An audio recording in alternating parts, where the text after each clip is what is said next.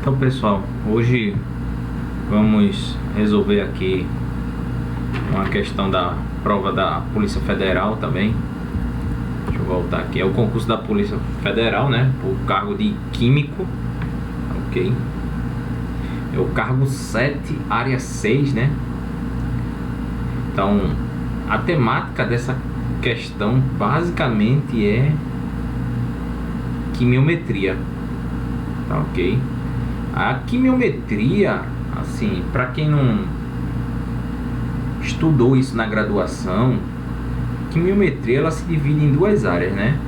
Planejamento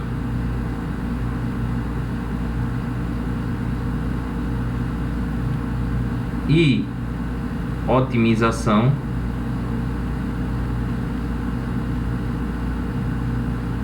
de experimentos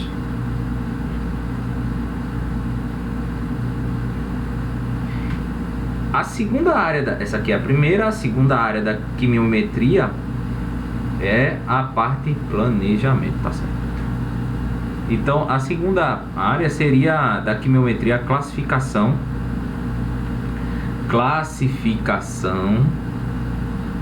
e regressão, né? Regressão. Deixa eu explicar de forma sucinta e objetiva como seria essas duas áreas. Essa primeira aqui, o planejamento e otimização, ela visa aplicar técnicas estatísticas e matemáticas visando otimizar e planejar reações químicas ou processos químicos, tá ok? Então, assim, por exemplo, como eu posso desenvolver uma reação química ou seja, eu quero otimizar em termos de rendimento, né, uma reação química e estudar as variáveis temperatura, pressão e concentração de reagentes. Aí qual seria o meu melhor reagente? Melhor concentração de reagente, melhor temperatura, melhor pressão. Então, por meio de ferramentas estatísticas, né, e matemáticas, você consegue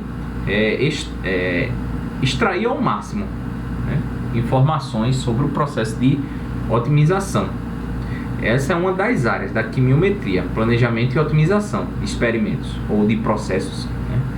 Classificação e regressão. A segunda parte da quimiometria é uma parte mais voltada a uma interpretação qualitativa e quantitativa, né? Qualitativa por quê? Vamos dizer que você está querendo saber, um exemplo bem prático. Você quer saber se determinada imagem, vamos dizer, você tem uma assinatura. Vamos uma coisa bem mais prática, cargo de perito. Digamos que foi apreendido no Brasil um quadro, uma pintura, né, de Van Gogh. Só que ninguém sabe se essa pintura ela é verdadeira ou falsa. O modo mais fácil, mas também mais trabalhoso, seria o que? Você pegar um especialista, né, em Van Gogh, em pintura e depois em Van Gogh, e mandar ele avaliar e confiar na avaliação dele, tá bem? Seria isso. Porém, a quimiometria ela surgiu visando, né, você coletar dados químicos de determinada amostra e interpretar, tá bem?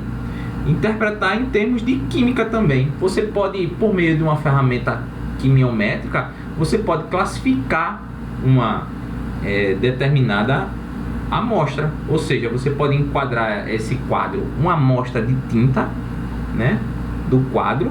Você pode dizer se ela é do pintor Van Gogh ou não, baseado em dados químicos. Como é que se faz isso? Geralmente por meio de, vamos dizer, respostas químicas. Geralmente mesmo por meio ou da cromatografia, que é uma técnica, né, analítica, ou da espectroscopia. Aí tem uma diversidade, tá, de técnicas. Então é uma resposta, né? Você pega essa resposta e interpreta.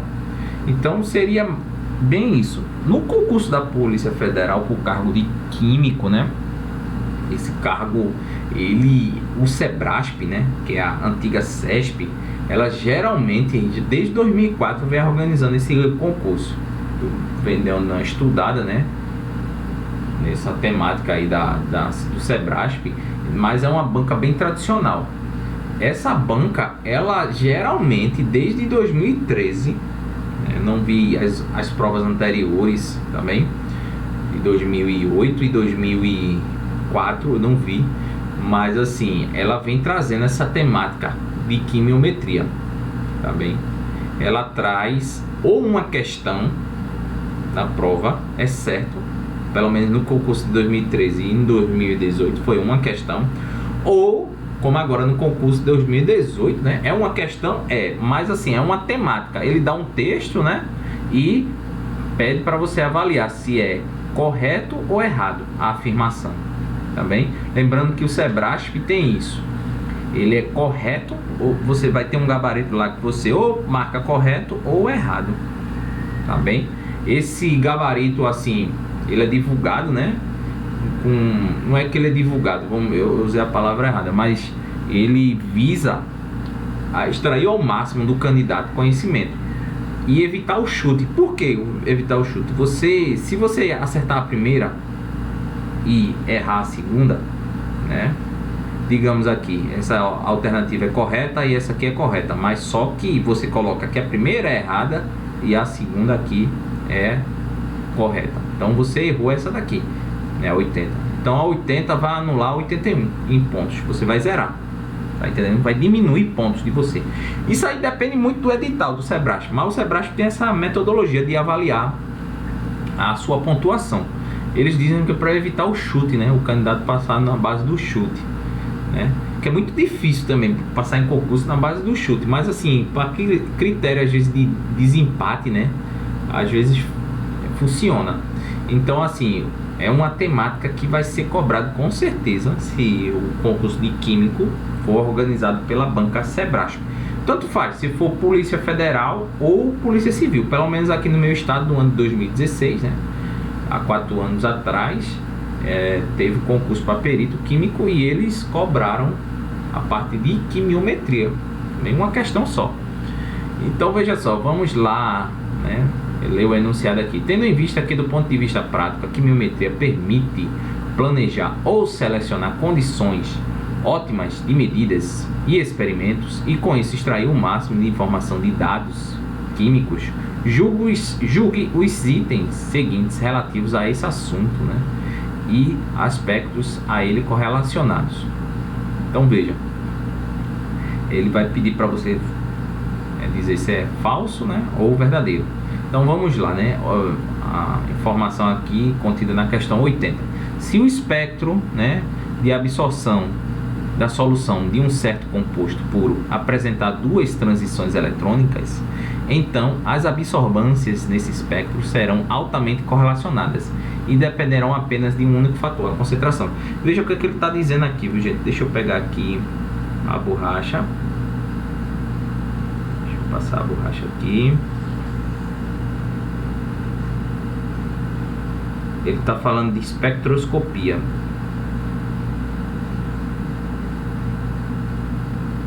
Veja, a espectroscopia é uma área da química e da física também que tenta estudar, né, a questão da absorção e da emissão de energia dos átomos, né, por meio das suas camadas eletrônicas.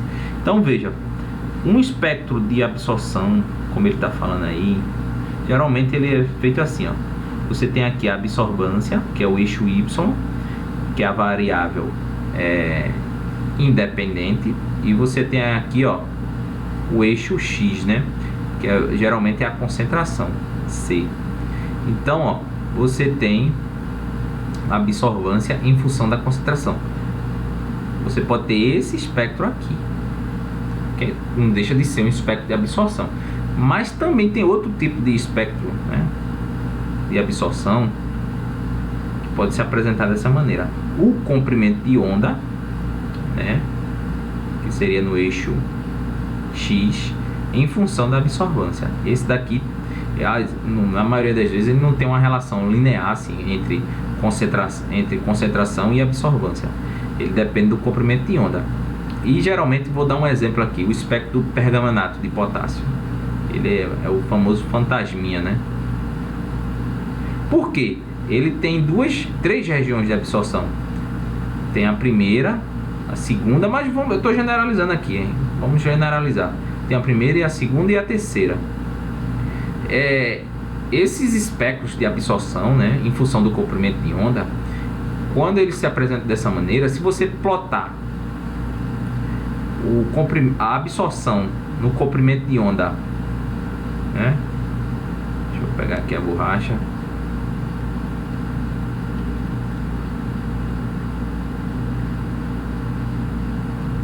Vou pegar aqui o lápis de volta. Pronto. Se você plotar o comprimento de onda 1, que é esse primeiro aqui, ó, versus o comprimento de onda 2, tá ok? Em função da absorvância, geralmente você vai encontrar uma alta correlação, tá ok? Quando ele fala alta correlação, ele está falando do coeficiente de correlação, o R, o famoso R, né? Quanto mais próximo de um, mais correlacionados eles estão. Então ele diz assim, ó, de um certo composto puro apresenta duas transições eletrônicas. Então, ó, esse espectro que ele está considerando, ele diz que tem duas transições, né? Então seria duas transições, essa primeira aqui e essa segunda, essas bandas, né? É o comprimento de onda em função da absorção. Aqui eu dei o exemplo do pergamanato, que é um espectro de absorção bem conhecido, mas aqui é um composto qualquer que tem duas transições eletrônicas. Se tem duas transições eletrônicas, significa que tem duas bandas de absorção, num comprimento de onda 1 e depois num comprimento de onda 2. E se você plotar a absorvância aqui, ó, no comprimento de onda 1 versus o comprimento de onda 2, você vai ter uma resposta correlacionada. Isso geralmente ocorre, geralmente. Então, assim, é uma afirmação correta. E também, esses espectros, eles só dependem de quê? De um único fator, né? A concentração. Porque se você alterar a concentração aqui, você vai alterar o quê? A absorção. Então, aqui a alternativa, ela é correta. Ele pode julgar ela como correta. Isso tem muito a ver com quimiometria, porque a quimiometria, ela vai utilizar-se de técnicas espectroscópicas para extrair dados, né, de amostras químicas, né? Então veja, vamos lá, né? 81. A análise dos componentes principais é um método de decomposição de matrizes. Então, ó, análise de componentes principais, se eu fosse estudar a parte de quimiometria, a parte de regressão e classificação, PCA, que é a sigla, né, de Principal Component Analysis em inglês, é uma das técnicas que é empregada para classificar amostras, bastante difundida. Hoje um quimiometrista praticamente é o beabá dele, né? Você saber fazer uma PCA, tá ok? Então, assim, a análise de componentes principais, ele afirma que é um método de decomposição de matrizes. E por quê? Veja, o que é que a quimiometria ela faz também? Ela, muitas vezes, um espectro, deixa eu pegar aqui uma cor diferente. Muitas vezes um espectro desse aqui, ó, de absorção, ele, se você fizer, por exemplo, o espectro de absorção de uma amostra que contém pergamanato de potássio, só que essa amostra, ela tem diferentes proporções, né, de pergamanato de potássio. E você pega, vamos dizer, 1000 amostras. Então você vai ter 1000 espectros. Cada ponto desse aqui está correlacionado do espectro, né, com uma absorção e um comprimento de onda. Então você vai ter vamos dizer assim, uma linguagem mais popular, você vai ter uma porrada de dados. E o que a quimiometria faz? Ela pega esses dados e transforma em matrizes. Só que muitas vezes essas matrizes são muito complexas de você analisar. Então existem técnicas matemáticas onde você decompõe matrizes e torna essas matrizes mais amigáveis sob o ponto de vista matemático de se trabalhar, tá ok? Então, assim, a PCA justamente é uma técnica de decomposição de matrizes cujo resultado permite, que é uma técnica de agrupar amostras, porque vamos dizer, ó, você tem amostras e quer fazer uma PCA, vamos dizer, em diferentes tipos de rios do Brasil. Rios da região norte, rios da região sul, nordeste, centro-oeste e por aí vai. E você quer classificar essas amostras, né? Então você pode utilizar uma técnica dessa de classificação, análise de componentes principais, ou seja, agrupar amostras em grupos com características similares e discriminar amostras com características distintas. Então aqui, ó, a gente também colocaria correto, tá ok? A questão 82.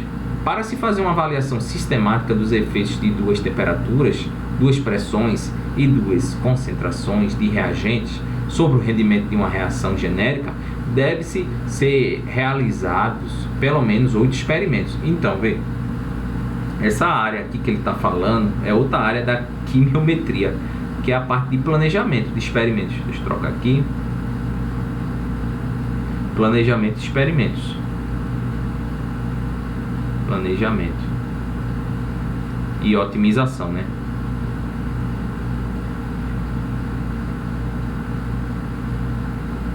Tá ok? Então é uma outra área.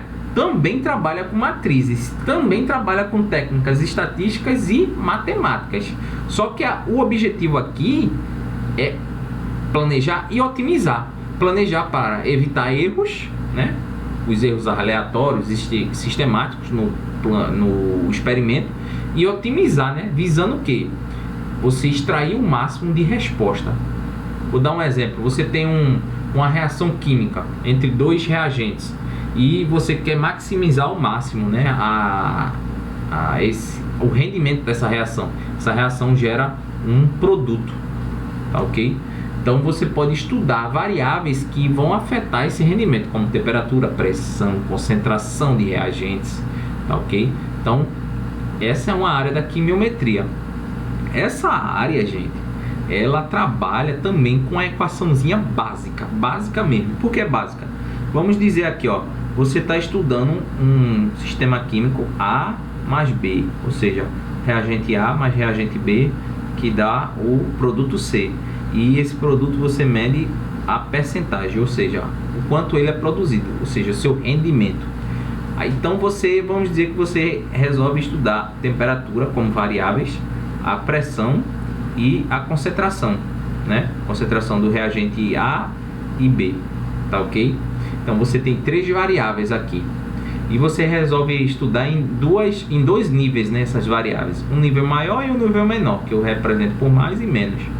Então, ó, você tem dois níveis. Quando você tem 2 níveis, se você quer saber a quantidade de experimentos no planejamento experimental, geralmente um planejamento bem simples, você faz 2 elevado a k, mas o 2 só se você tiver 2 níveis de variável. Se você tiver 3, aqui seria 3, e assim por diante. Geralmente o pessoal utiliza 2, tá ok? O k aqui seria o que? O número de variáveis, temperatura, pressão e concentração. Então você faria 2 elevado a terceira. 2 elevado a terceira dá o quê? 8. Então 8 experimentos vai ser a quantidade mínima, né? Ou pelo menos a quantidade que você vai ter que executar para começar a otimizar seu processo, tá ok? Isso é interessante porque você geralmente você consegue estudar, né, o efeito de, vamos dizer aqui, de interação entre temperatura e pressão, entre concentração e pressão, entre concentração e temperatura. Num método univariado você não consegue. O método univariado é aquele clássico, né? Onde você, por exemplo, se eu quisesse aqui estudar o efeito da concentração sobre o rendimento, eu pegaria aqui, ó, a concentração, vamos dizer, enumerasse aqui, ó, 0,1 para a reagente A e para o reagente B eu variasse para mais ou para menos. Aí eu veria meu ponto ótimo, aí eu enxergaria meu rendimento, onde está. Se meu rendimento fosse máximo, significa que minha concentração, vamos dizer, 0,2, é uma concentração boa. E depois faria o inverso, com um reagente A, ok? Então, assim, o univariado tem essa desvantagem, você não vê o efeito de interação entre as variáveis. Você pode muitas vezes fazer um método univariável, mas não sei se é o ponto ótimo, seu experimento. Tem vantagens e desvantagens, mas o planejamento experimental e a otimização, utilizando técnicas quimiométricas, né, ela ganha assim de sobra em relação ao planejamento univariado. Então aqui, ó, o número mínimo de experimentos que você faria, né, são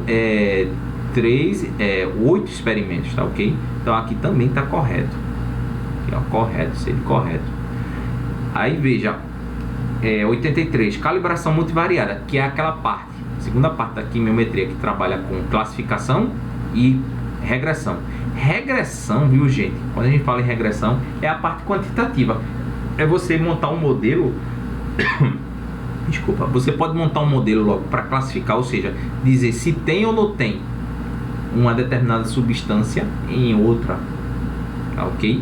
Então você faz um modelo classificatório. Ou também você pode desenvolver um modelo para quantificar determinada substância. Então você recorre a métodos de regressão multivariada. Os métodos de regressão univariada são os clássicos, como eu apresentei aqui, ó. Você pegar uma absorbância e pegar um padrão analítico, né, em diferentes concentrações. Aí você vai ter univariado em determinado comprimento de onda aqui, ó.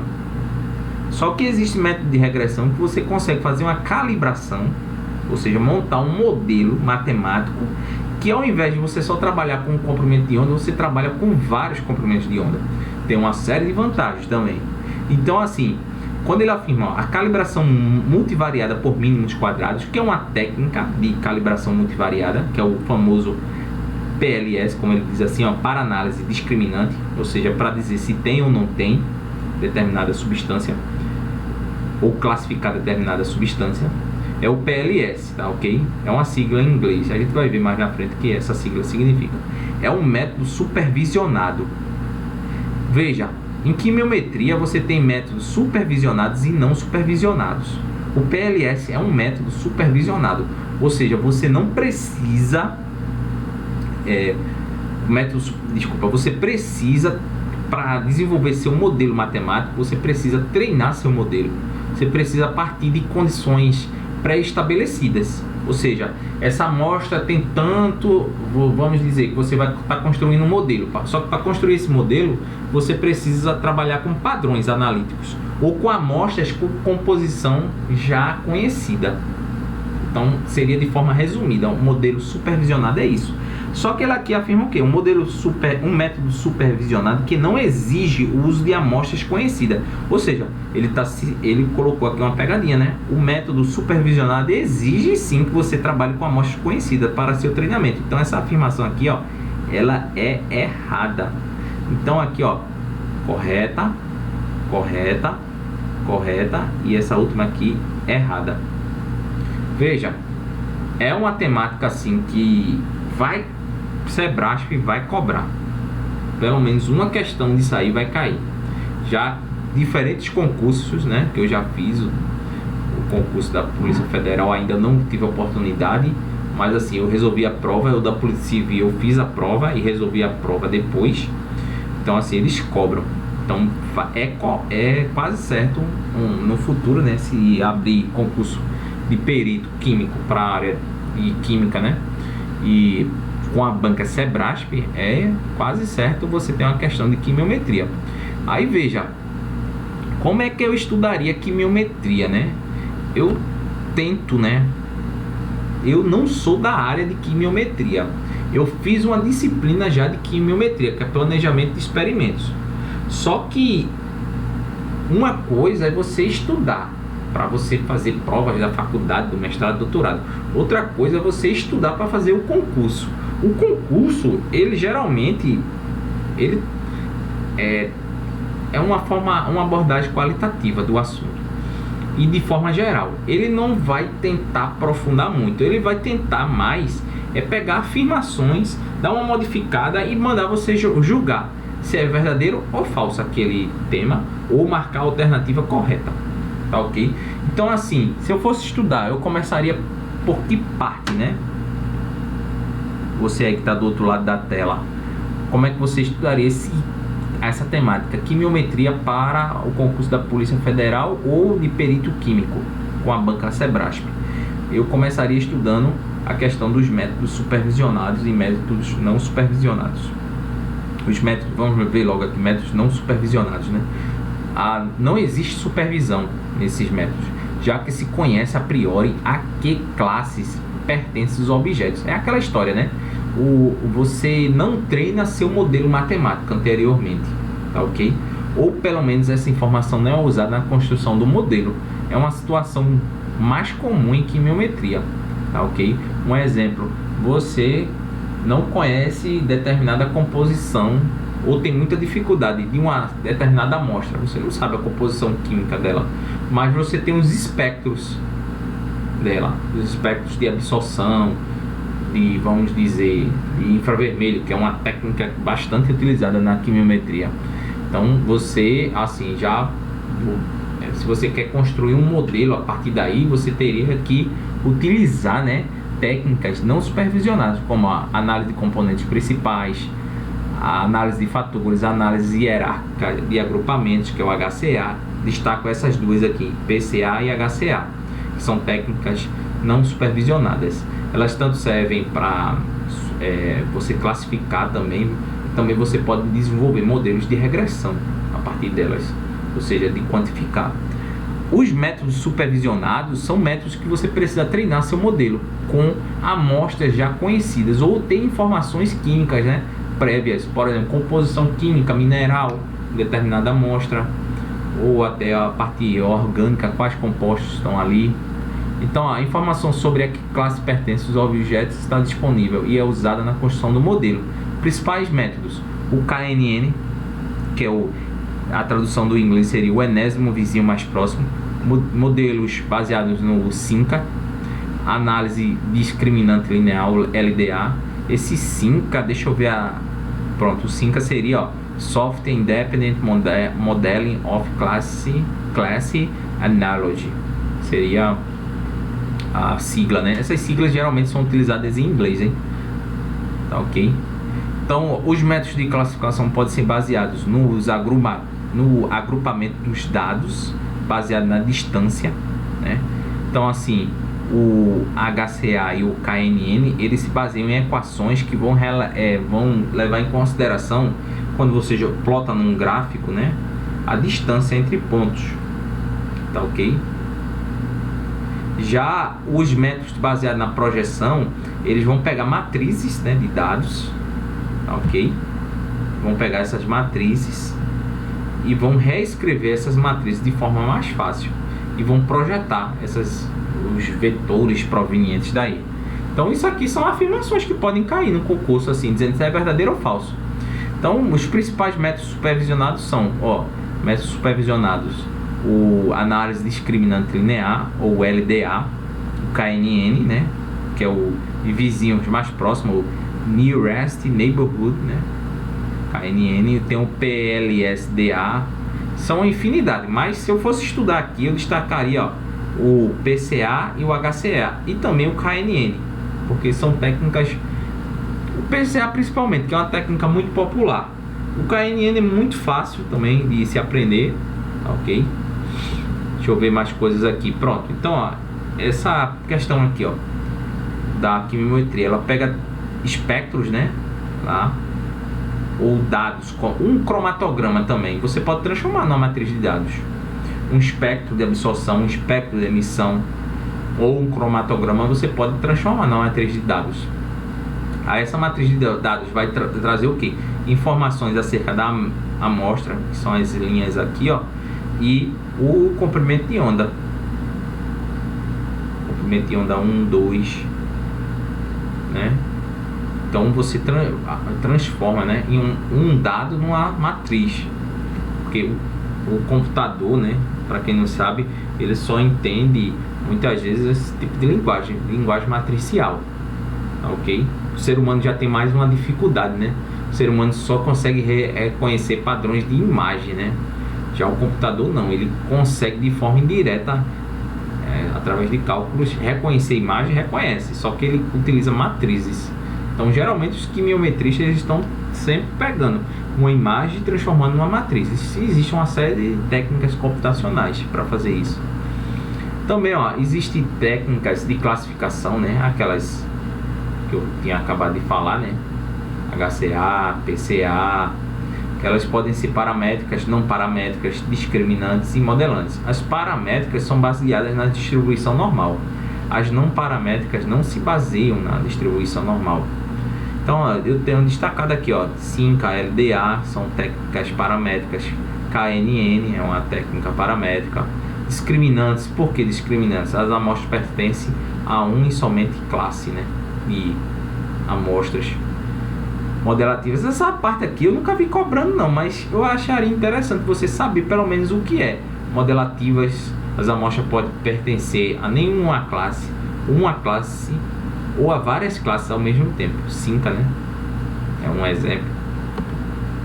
Aí o KNN, né, se baseia na distância, né, entre pontos. Então utiliza essa equação aqui básica. Muito difícil isso aqui cair, porque seria, mas pode cair, porque é um método fácil, né, de você aprender. É uma distância euclidiana entre pontos. Então, ó, se eu tenho um ponto aqui no espaço e tem um outro ponto aqui, ele calcula, né, qual a distância entre os pontos. E se eu tenho vários pontos, então ele vai agrupar esses dados de acordo com a distância. Quem tiver mais próximo de um determinado ponto vai ter característica em comum com o outro. Tá ok? PCA busca essa questão de uma correlação. Você tem aqui, ó, um espectro, né, de absorção, e esse espectro tá sendo destacado aqui, ó, em dois comprimentos de onda, 230 e 265. Tá ok? Aí você pode desenvolver um modelo matemático. Você pega esse espectro, transforma em matrizes e depois pega essas matrizes e faz uma série de operações matemáticas visando visando assim uma melhor, né, compreensão dos dados. Você pegar uma matriz e transformar em outra matriz, mais fácil de se trabalhar. Resumindo, né? Deixa eu ver aqui. Então, ó, PCA, gente, estudem. PCA, ó, ele reduz dados, ele consegue extrair muitas características da amostra e ele também consegue interpretar dados. Então estudem essa técnica PCA. Num concurso do SEBRASP, Polícia Federal, eles cobram, e bastante. O HCA também, mas o HCA também é como uma técnica de classificação, né? Ela também é utilizada, mas não tanto. O PLS, né? O Partial, aqui, ó, Partial Least Squares, né? Siga em inglês, PLS. Ela permite identificar fatores, né, que modelam as variáveis, ou seja, você, a partir dali você consegue extrair diversas informações, tá ok? Acerca daquela amostra. Você pode construir um modelo. Cada técnica dessa, pelo que eu entendo, ela tem uma finalidade, mas também ela tem uma característica e também tem uma desvantagem, muitas vezes, você utilizar as mesmas. E para finalizar aqui, ó, eu trouxe aqui um exemplo de um planejamento experimental, né? Eu tenho duas variáveis, ó, só que aqui eu tenho dois níveis. Então, ó, quantos experimentos no mínimo eu vou ter que fazer aqui para otimizar esse processo? Então, ó, se eu tenho dois níveis, 2 elevado a k, e k é o número de variáveis. Tenho quantas variáveis aqui? Consideração e temperatura. 2 elevado a 2, que dá 4. Então, ó, 1, 2, 3, 4 experimentos. É o que geralmente cobra, assim, em provas do SEBRASP. Essa parte, assim, eu tentei ao máximo, né, não trazer coisa muito complicada para você também não perder muito tempo. Mas assim, eu fosse vocês, tentaria, quem estiver assistindo essa videoaula minha, tentaria assim fazer um resumo, né, e tentar resolver questões e entender. Muito obrigado, né, e até a próxima.